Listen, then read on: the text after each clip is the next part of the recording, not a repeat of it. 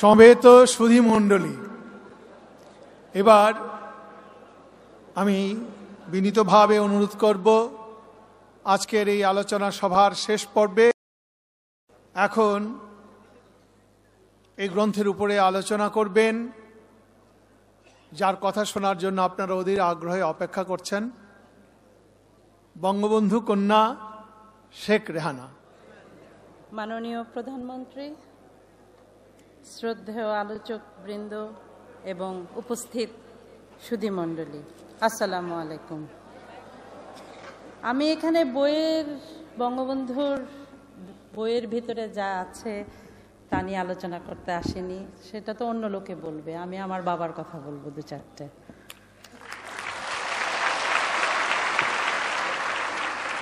আজকের এই অনুষ্ঠানে উপস্থিত হয়ে আপনাদের কাছে কিছু বলতে পেরে আমি আনন্দিত। চেষ্টা করছি, আমি ভালো বক্তা নই। আমার বাবার লেখা অসমাপ্ত আত্মজীবনী দীর্ঘ অপেক্ষার পর দেশের মানুষের হাতে তুলে দিতে পেরে একটি বড় দায়িত্ব পালন করতে পেরেছি বলে মনে করি। 15 আগস্টের পর আমাদের কাছে অশ্রু বেদনা ছাড়া আর কিছু অবশিষ্ট ছিল না। দেশে ফিরতে পারবো কি পারবো না, 32 নম্বর বাড়িটি কি অবস্থা, টুঙ্গিপাড়ায় যেতে পারবো কি না, কিছুই বুঝতে পারছিলাম না। কখনো কখনো মনে হতো যে এভাবে কি সারা জীবন কেটে যাবে। তবুও কোথায় জানি একটা সাহস বা একটা আল্লাহর উপরে বিশ্বাস ছিল যে না, একদিন দেশে ফিরতে পারবো। এত কষ্টের বাংলাদেশ আর আমরা বিদেশে থাকবো পড়ে, এটা তো হতে পারে না। বাংলার জনগণ তো এটা সহ্য করতে পারবে না। পিতা মাতা ভাই বোন সব হারিয়ে এত বড় শোক সামলানো খুব কঠিন। চোখ ভেসে যেত, মন ভেঙে যেত। বয়সও অল্প ছিল, কিভাবে নিজেদের সামলাতাম। আমরা দুবোনকে ধরে কাঁদতাম। কাঁদতে কাঁদতে অনেক সময় পার করেছি। দুজনকে সান্ত্বনা দেবার চেষ্টা করেছি। তারপর আপা যখন আওয়ামী লীগের সভানেত্রী হয়ে দেশে ফিরলেন, আমাদের স্বপ্ন ছিল একটাই, আব্বার আদর্শ প্রতিষ্ঠা করা এবং মানুষের কল্যাণে কাজ করা। 81 সালে আপা যখন দেশে ফিরেন, আপাকে বাড়িতে ঢুকতে দেওয়া হয় নাই, 32 নম্বরে ঢুকতে দেওয়া হয় নাই। বাড়ির সামনে রাস্তায় বসেই তিনি দোয়া দরুদ পড়তে বাধ্য হন। এই বাড়িতে আমাদের কত স্মৃতি। 6 দফা স্বাধীনতা আন্দোলনের সময় এই বাড়িতে কত মানুষ আসতো, কত সভা হতো, লোকের লোকারণ্য থাকতো। সেই বাড়ি আজ নির্জন, নিস্তব্ধ, শূন্যতায় ভরা। বুকের ভেতর সব ব্যথা বেদনা চেপে রাখতে হতো, কাউকে কিছু বলতে পারতাম না। নিজেকে নিজেই শক্ত করে রাখতাম, সান্ত্বনা খুঁজে বেড়াতাম। 83 সালে আমি বাংলাদেশে ফিরে আসি। এসে ওই বাড়িতে প্রবেশ করতে আমার খুব কষ্ট হয়েছে, বুক ভেঙে গেছে। আমাদের ভাগ্যে ছিল আব্বার হাতের এই স্মৃতি, এবং এটাই আমাদের জীবনের একটা অমূল্য সম্পদ। আমাদের পারিবারিক একটি মূল্যবোধ ছিল। জন্ম থেকেই আমরা আব্বাকে দেখে আসছি জেলে জেলে। আমার মায়ের কাছে শিক্ষা পেয়েছি বড়দের কিভাবে সম্মান করতে হয়। অনুমতি ছাড়া তাদের জিনিসপত্র ধরা বা দেখা উচিত না। আব্বার লেখা খাতাগুলো মা খুব যত্ন করে গুছিয়ে রাখতেন তার প্রিয় জিনিসপত্রের সঙ্গে। আমরা দূর থেকেই দেখতাম, কিন্তু ধরা বা দেখা বা পড়ার সাহস হতো না, বা তখন এত বুঝতেও পারিনি যে এর ভিতরে এত কিছু লেখা থাকবে এবং এটা যে আমাদের পরম সম্পদ, সেটা তখনও বুঝতে পারিনি। অনেক ছোট ছিলাম। আমরা দূর থেকেই দেখতাম। ইতিহাসের একটা প্রামাণ্য দলিল হয়ে উঠবে এটা। তখনও বুঝতে পারি না আব্বার জীবন কত বিচিত্রভাবে চিত্রিত, কত দুর্লভ অভিজ্ঞতার মধ্যে দিয়ে নিজেকে গড়ে তোলার পাশাপাশি সে সময়ের রাজনীতি ও রাজনীতিবিদদের সম্পর্কে চিন্তা ভাবনা করতেন। সাধারণ মানুষের কথা ভাবতেন, বাবা মার কথা ভাবতেন। তিনি তার সময় একান্ত একজন বিশ্বস্ত ও আদর্শবাদী রাজনীতিবিদ ছিলেন। তারুণ্যের অদম্য সাহস, দেশপ্রেম, আত্মত্যাগের মহিমা, দুর্দান্ত দূরদর্শিতার অধিকারী ছিলেন। সহজ সরল মুখের ভাষায় নিজের জীবনের সব কথা বলেছেন। বিশেষ করে তিনি যখন দিল্লিতে গেছেন, কিভাবে টিকিট ছাড়া উনি ওটাও লুকাতে চেষ্টা করেননি। প্রথমে পড়তে পড়তে একটু খটকা খেলাম যে আব্বা টিকিট ছাড়া, চিন্তা করে ওনার বয়সটা বের করলাম।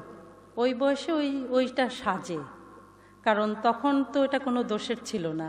ওই বয়সে তো ছেলে মেয়েরা অনেক কিছু করে, উনি তো একটা সামান্য টিকিট, একটা টিকিট নিয়ে 3 জন চলেছিলেন। ওটাও লুকাতে চেষ্টা করেননি যে আমি ওইটা কোনো ঘটনাই ঘটেনি বা কিছু। এই যে সহজ সরল ব্যাপারটা কিভাবে লিখে গেলেন সেটা বঙ্গবন্ধু বলেই সম্ভব। অনেকে হয়তো লিখতেন না আমি কখনো অন্যায় কাজ করিনি বা কিছু না। পড়তে পড়তে আমাদের মনে হয়েছে সেই তরুণ বয়সে কথা। এই গ্রন্থের পাতায় পাতায় রয়েছে তার সাধারণ জীবনের সাক্ষী। আমি আপা পাতা ছুঁয়ে ছুঁয়ে তার স্মৃতির ঘ্রাণ খুঁজে পেতে চেষ্টা করেছি। একবার না, কতবার যে আমরা পড়েছি। প্রথম প্রথম ভয় লাগতো, কিন্তু তারপরে মনে হতো কখনই খারাপ লাগলে বা কোনো সময় ওখান থেকে একটা লাইন পড়ে নিজেদের শক্তি সাহস আমরা জোগাড় করতাম। এটাই আমাদের শ্রেষ্ঠ প্রাপ্তি। কারণ এত তাড়াতাড়ি চলে যাবে বুঝতে পারিনি তো।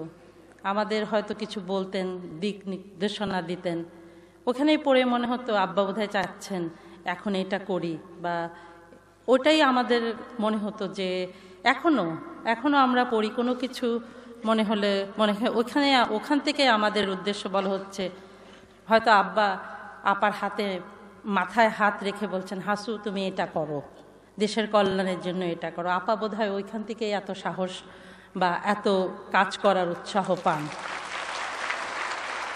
এই গ্রন্থে একটি কথা আছে, আমার দাদা আমার বাবাকে বলেছেন, বাবা রাজনীতি করো, আপত্তি করব না, তবে লেখাপড়া করতে ভুলো না। লেখাপড়া না শিখলে মানুষ হতে। এই কথাটা আমি আমার ছেলে মেয়েদের সবসময় বলি, বাবা লেখাপড়া করো, লেখাপড়া শিখে অনেক জ্ঞানী হও। লেখাপড়া ছাড়া দুনিয়াতে চলতে পারবে না। সবাই সব কিছু নিয়ে যেতে পারে, ওই শিক্ষাটা কেউ নিয়ে নিতে পারবে না, এবং সেই চেষ্টাই করে যাচ্ছি। আমি আগেই বলেছি আমাদের পারিবারিক একটি মূল্যবোধ ছিল, এটা হলো সেই মূল্যবোধ। শিক্ষা দীক্ষা তিনি তার সারা জীবন চর্চা করে গেছেন, আমাদেরও সেই আদর্শে অনুসরী করে গেছেন। তিনি তার পিতামাতা, আত্মীয় স্বজন, বন্ধুবান্ধব, নেতাকর্মীদের কথা বলেছেন এবং আমার মায়ের মমতাময়ী চরিত্রটি তুলে ধরেছেন। তিনি কতখানি আদর্শময়ী আত্মদেখী মহিলা ছিলেন। এই আত্মজীবনী বাঙালি জাতির সংগ্রামী ইতিহাসের একটি শ্রেষ্ঠ অধ্যায় হয়ে থাকবে। এই ইতিহাস তরুণ প্রজন্মের কাছে শিক্ষণীয়, দেশপ্রেমের উজ্জ্বল শিক্ষা হয়ে থাকবে, সামনে চলার সাহস যোগাবে। আমি আশা করব এই আত্মজীবনী আপনারা পড়বেন, অন্যকে পড়তে সহযোগিতা করবেন, তাহলেই তার আত্মার শান্তি পাবে, তার প্রতি শ্রদ্ধা জানানো হবে। কেননা বাংলার মানুষ ছিল তার প্রিয়। তিনি এই বাঙালি জাতির একটি স্বাধীন দেশ দিয়ে গেছেন, এই দেশের কল্যাণের জন্য সারা জীবন আত্মত্যাগ করে গেছেন। খাতাগুলি হাতে নিয়ে মনে হয়েছে সাধারণ রুলটা না খাতা। কারাগারের ভেতরে বসে তিনি সাধারণ একটি কলম দিয়ে লিখে গেছেন তার জীবন স্মৃতি। তার লেখা ডায়েরির খাতাগুলো পড়লে মনে হয় কি দুঃসহ কষ্ট সহ্য করেছেন, তবুও তিনি ছিলেন তার বিশ্বাসে অটল। এ কারণেই তিনি সর্বকালের সর্বশ্রেষ্ঠ বাঙালি, দুঃখী মানুষের নয়নমণি।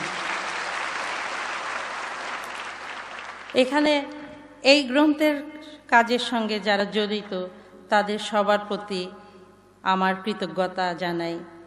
আব্বার লেখা অসমাপ্ত আত্মজীবনী প্রকাশের এই অনুষ্ঠানে এসে মনে হচ্ছে স্মৃতি বড় মধুর, স্মৃতি বড় বেদনার। আমাদের দুই বোনের জীবনটাও যেন অসমাপ্ত, এটা অসমাপ্ত আত্মজীবনী, আর আমাদের দুই বোনের জীবনটাই অসমাপ্ত। কারণ আমরা যেটা জানি আমাদের ধর্মে বা আমাদের যে মানুষের মৃত্যুর সময় দোয়া কালাম পড়ানো হয় বা তাদের প্রিয়জন চলে গেলে তাদের মুখ দেখানো হয়, কবরে দেওয়ার সময় তাদের শেষ দেখা, এটা আমাদের ধর্মে, এটা আমাদের সব কিছু রীতি। কিন্তু আমরা তো সেই সুযোগ থেকে বঞ্চিত, এবং এই জন্যই আমাদের সব সময় আমাদের সব কিছু একটা অতিরিক্ত অসমাপ্ত রয়ে যাবে। তবুও চলতে হবে, দুনিয়াতে চলে যাচ্ছি। উপস্থিত সবাইকে আমার ধন্যবাদ জানিয়ে এখানেই শেষ করছি। জয় বাংলা, জয় বঙ্গবন্ধু।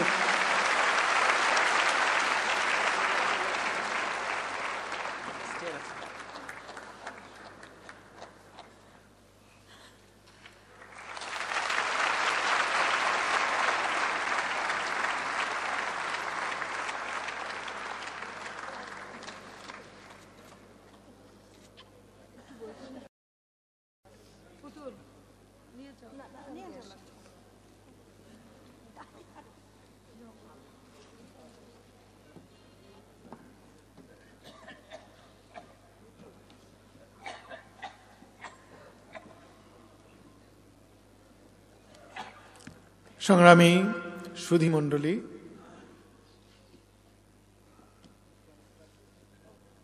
একটি হৃদয়স্পর্শী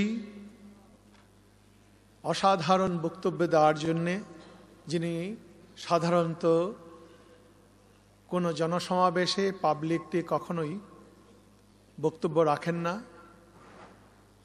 আজকে বঙ্গবন্ধুর অসমাপ্ত আত্মজীবনী গ্রন্থের এই আলোচনা সভায় তিনি উপস্থিত হয়েছেন এবং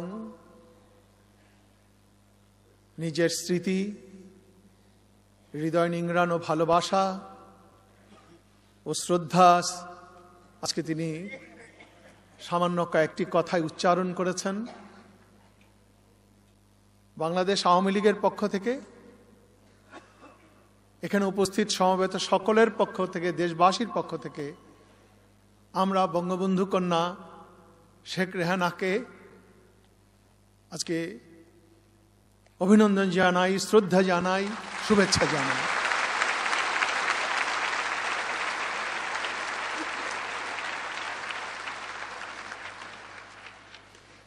আমরা নিশ্চয়ই মনে রাখব, বাঙালি জাতি অকৃতজ্ঞ নয়। বঙ্গবন্ধু এবং তার উত্তরসূরিরা আমাদের এই জাতির নির্মাণে, আমাদের স্বাধীনতায় দুঃখী মানুষের হাসি ফোটানোর জন্য তারা যে আত্মত্যাগ করে চলেছেন, বাঙালি জাতি এটা চিরদিন স্মরণ রাখবে। আমরা আবারও তাকে এই জন্য অভিনন্দন এবং শুভেচ্ছা জানাচ্ছি। আজকে আমাদের এই অনুষ্ঠান প্রায় শেষ পর্যায়ে। আজকের এই অনুষ্ঠানের শেষে একটা দ্বিতীয় পর্ব আছে, সেখানে বঙ্গবন্ধুর নিজের প্রিয় গান এবং কবিতা যা তিনি ভালোবাসতেন, পছন্দ করতেন, তার কয়েকটি মাত্র এখানে আমাদের দেশের বরেণ্য শিল্পীবৃন্দ পরিবেশন করবেন। এবারে আজকের এই প্রকাশনা অনুষ্ঠানের প্রধান অতিথি